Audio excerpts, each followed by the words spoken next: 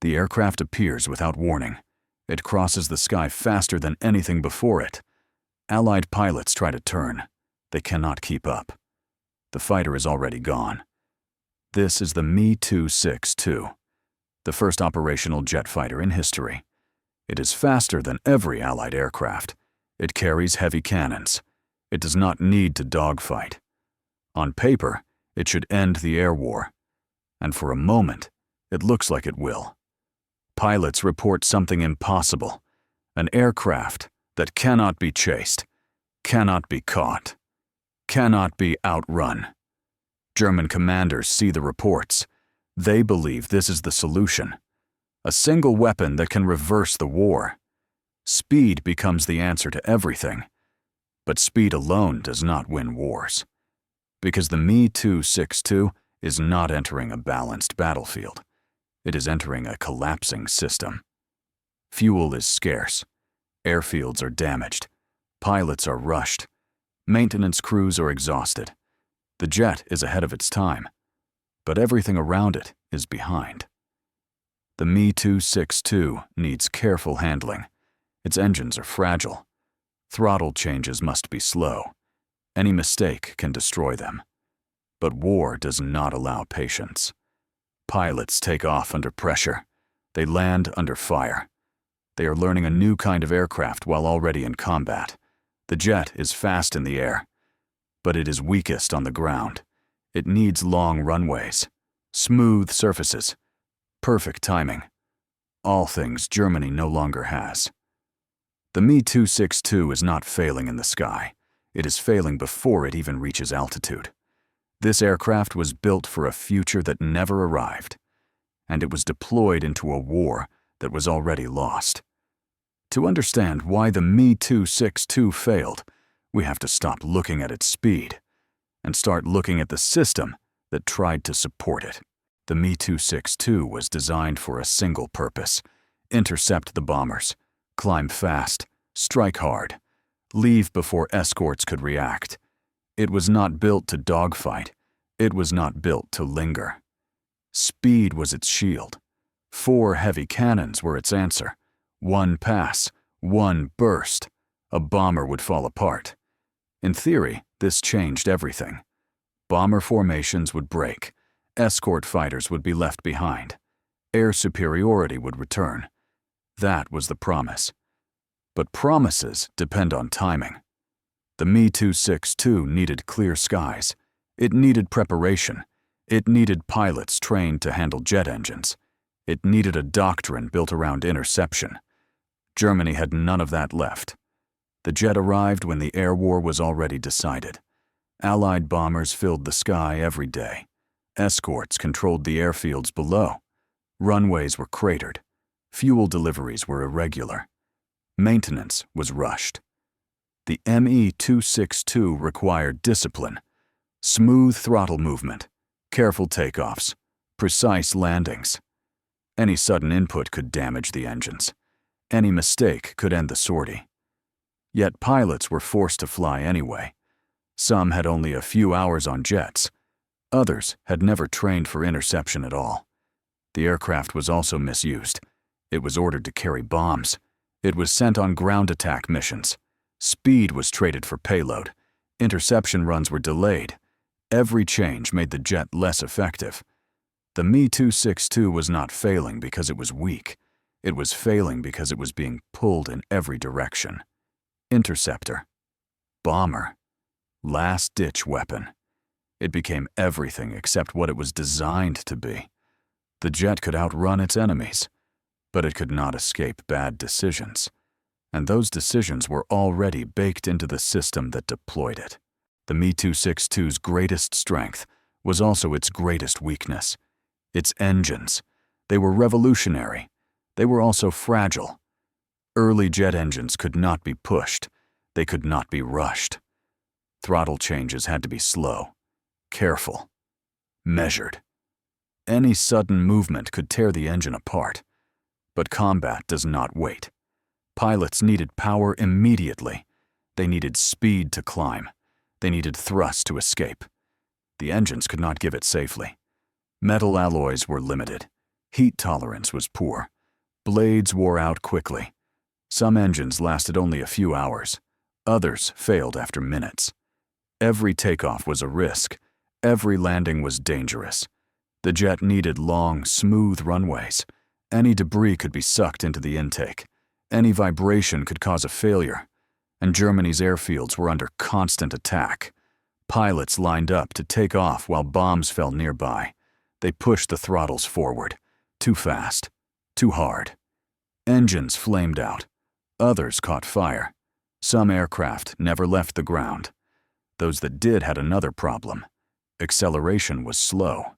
At low speed, the Mi-262 was vulnerable. Allied fighters learned this quickly. They did not chase the jet in the air. They waited. They watched the airfields. They attacked during takeoff and landing, moments when the jet could not use its speed.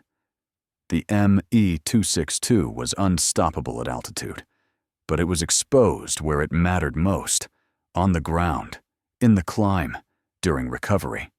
The aircraft was ahead of its time, but the materials were not. The infrastructure was not. The engines demanded a level of support Germany could no longer provide. The jet was not breaking because it was badly designed. It was breaking because the system around it was collapsing, and no amount of speed could fix that. The Mi-262 did not operate alone. It depended on a system. Fuel, runways, maintenance crews, spare parts. That system was already failing. Jet fuel was scarce. Deliveries were irregular, sometimes non-existent.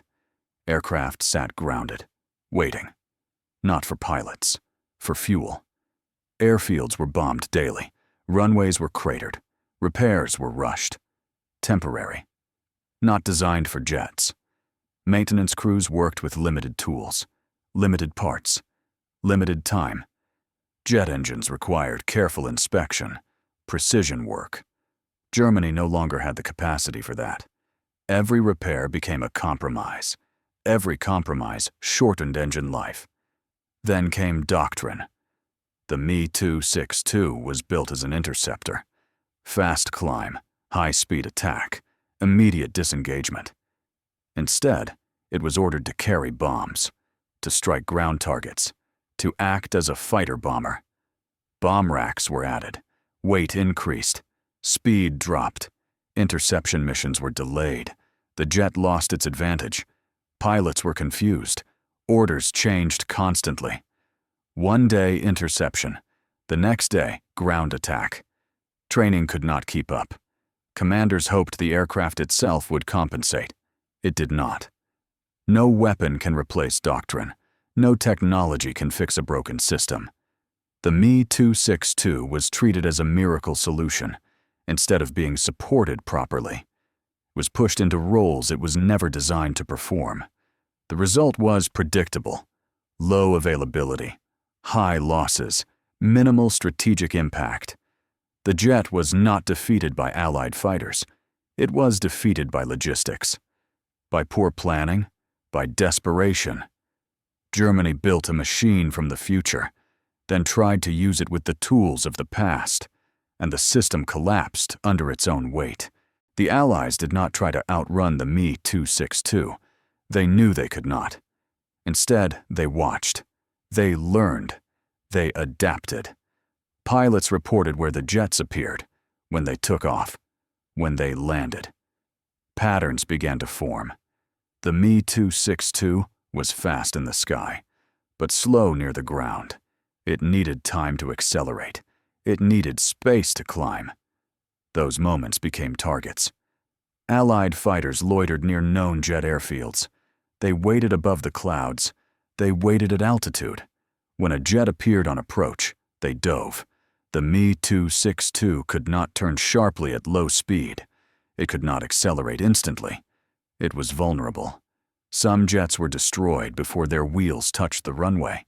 Others were hit just after takeoff. Bombers joined the effort. Airfields were cratered again and again. Runways were rendered unusable. Fuel depots were destroyed. Maintenance hangars were burned. Every attack reduced the number of jets that could fly. The Mi-262 was not being defeated in dogfights, was being suffocated. Pilots flew fewer sorties, engines were preserved, aircraft were hidden. The jet force shrank without ever being challenged directly. The Allies did not need to match the technology. They attacked the system instead. Supply lines, airfields, timing. The Mi-262's advantage only existed in a narrow window: high speed, high altitude, short bursts. The Allies simply avoided that window. They forced the fight to places where speed meant nothing: on the ground, on approach, during takeoff. The jet remained dangerous, but it was no longer decisive. It had been contained, not by better aircraft, but by better adaptation. And once the system was broken, the jet could not save itself.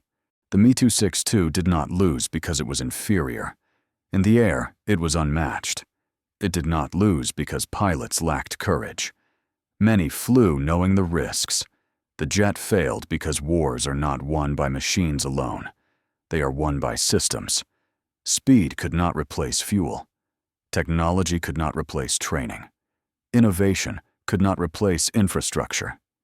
The Mi-262 demanded a future Germany no longer had. It needed time to mature, time to refine engines, time to train pilots, time to build airfields and supply chains. Time ran out. By the time the jet entered service, the war was already collapsing around it. Bombers dominated the skies. Factories were under constant attack. Fuel was rationed. Airfields were destroyed faster than they could be repaired. The Mi-262 arrived as a solution to problems that were already irreversible. It was not late because of delays. It was late because the system that needed it was already broken. After the war, the lesson became clear. Jet aircraft would define the future, but only where the system could support them. Reliable fuel, trained crews, protected airfields, logistics built for speed. The Mi-262 was not a failure of engineering. It was a warning. Technology without preparation is fragile. Speed without support is temporary. The jet pointed to the future, but it couldn't save the present. And that is why the most advanced aircraft of the Second World War changed nothing. Because wars are not won by being ahead of time. They are won by being ready.